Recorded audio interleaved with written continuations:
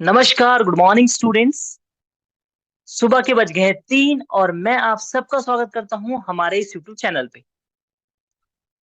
Student, इतिहास लिखने के लिए कलम की नहीं, हौसले की जरूरत होती है।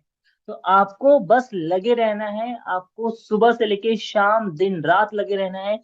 जब तक नौकरी मिलेगी नहीं तब तक लगे रहना है। ठीक है। और इसी लाइन के साथ स्टार्ट करते हैं आज का करंट अफेयर। तो आज का जो सबसे पहला करंट अफेयर है बच्चों, आइए देखते हैं हमारा आज का पहला करंट अफेयर। तो आज का जो सबसे पहला करंट अफेयर है बच्चों, वो है हमारा कि अरब की, है ना, अरब की पहली वुमेन कौन है जो स्पेस में गई हैं। ठीक है। आपको नाम बताना है कि पहली ऐसी कौन सी वुमेन है अरब की जो स्पेस में गई है। तो इनका नाम है बच्चों, ये ऑप्शन ए जो है इसका करेक्ट आंसर है। मैं यहां से पेन का कलर चेंज करता हूं, आपको दिखेगा। रिहाना बरनावी। ठीक है। ये पहली अरब वुमेन है जो स्पेस में गई है। बहुत इंपॉर्टेंट क्वेश्चन बन जाता है बच्चों वनडे एग्जाम के लिए। बिकॉज ये फर्स्ट इवेंट है, जब भी फर्स्ट इवेंट होता है, कोई भी फर्स्ट इवेंट होता है, तो ये हमेशा एक इंपॉर्टेंट क्वेश्चन हो जाता है बच्चों। आइए देखते हैं सेकंड क्वेश्चन।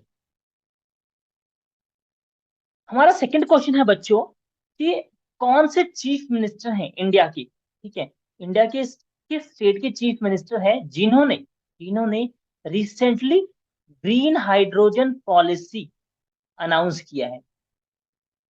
ठीक है बच्चों, ग्रीन हाइड्रोजन पॉलिसी अनाउंस किया है। बेसिकली जो ग्रीन हाइड्रोजन पॉलिसी है, ये होता है जब भी कोई चाहता है हाइड्रोजन को एज अ फ्यूल प्रमोट करना। ठीक है।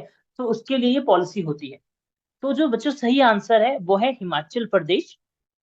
हिमाचल प्रदेश के जो सीएम है, इन्होंने रिसेंटली लॉन्च अनाउंस किया है formation of green hydrogen policy. ठीक है बच्चों, ये बेसिकली प्रमोट किया जा रहा है। ठीक है। इसको बनाने के पीछे जो रीजन है, ठीक है, वो है प्रमोट करना, प्रमोट करना यूज ऑफ हाइड्रोजन का, है ना, हाइड्रोजन का यूज को प्रमोट करना। सेकंड, हिमाचल प्रदेश को, जो हिमाचल प्रदेश है, ठीक हो, इसको leading producer, as a leading producer बनाना ऑफ हाइड्रोजन गैस।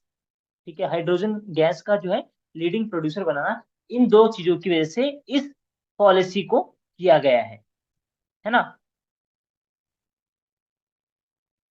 बच्चों हमारा थर्ड क्वेश्चन है कि कौन सी दो कंट्री है। ठीक है। ये क्वेश्चन बच्चों बहुत ही इंपॉर्टेंट बन जाता है। कौन सी दो कंट्री है जिन्होंने हमारे प्राइम मिनिस्टर नरेंद्र मोदी जी को, ठीक है, हाईएस्ट ऑनर दिया है। ठीक है। आपने काफी सारी इमेज अभी देखी होगी जहां पे एक प्राइम मिनिस्टर है जो हमारे प्राइम मिनिस्टर के पैर छूते नजर आ रहे हैं, है ना। ये मतलब ये बेसिकली एक वेलकम करने का तरीका है उनका। ठीक है। उन्होंने एक अपना अच्छा क्या कहते हैं, एक वेलकम किया है जिसकी वजह से उन्होंने पैर छुआ है। ठीक है। इसको अच्छे पॉजिटिव वे में लेना है। तो बच्चों इसका सही आंसर है पपुआ न्यू, ठीक है, और फिजी। ये दो कंट्री है जिन्होंने प्राइम मिनिस्टर को रिसेंटली उनके देश का हाईएस्ट ऑनर जो है वो दिया है। ठीक है। अब बच्चों क्योंकि ये दो कंट्री है तो आपको बेसिकली इनके कैपिटल पता होना चाहिए। तो बच्चों जो फिजी है, इसका जो कैपिटल है वो है स्वावा। ठीक है। और जो पपुआ है, उसका जो कैपिटल है वो है पोर्ट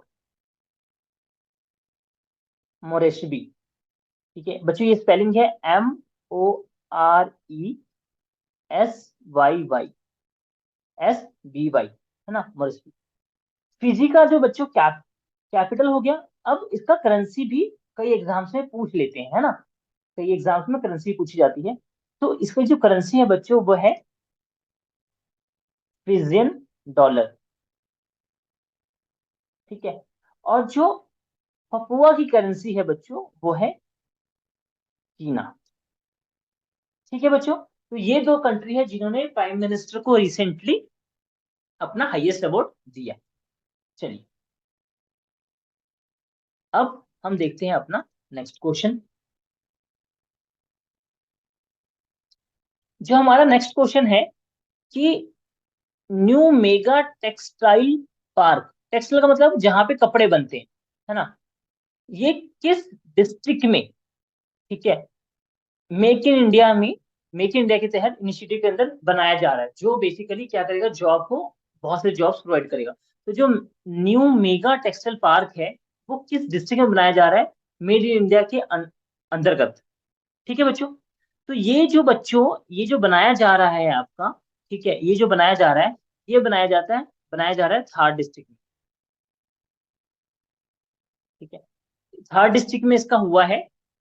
इसका बेसिकली ये कंट्रीब्यूट कर रहा है, district will contribute to the make in India initiative and generate new job opportunity. बच्चों देखो, कभी भी, कभी भी जब नई एक फैक्ट्री लगती है, ठीक है, कोई कंपनी स्टार्ट होती है, तो जो आसपास के लोग, ठीक है, उनको रोजगार मिलता है। ठीक है, तो मेक इन इंडिया के तहत ही किया जा रहा है, जहां पे कोशिश की जा रही है कि और जो जॉब्स है वो प्रोड्यूस किए जाए, जॉब बनाई जाए हमारे युवाओं के लिए। ठीक है, आप और मैं जैसे युवाओं के लिए और जॉब्स बनाई जाए। ठीक है बच्चों, चलो नेक्स्ट क्वेश्चन हम देखते हैं।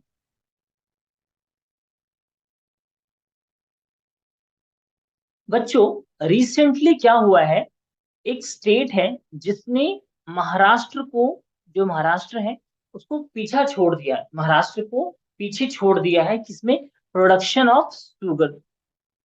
ठीक है, ठीक है, जो शुगर प्रोडक्शन है उसमें बेसिकली महाराष्ट्र को पीछे छोड़ दिया। आपको उसका नाम बताना है।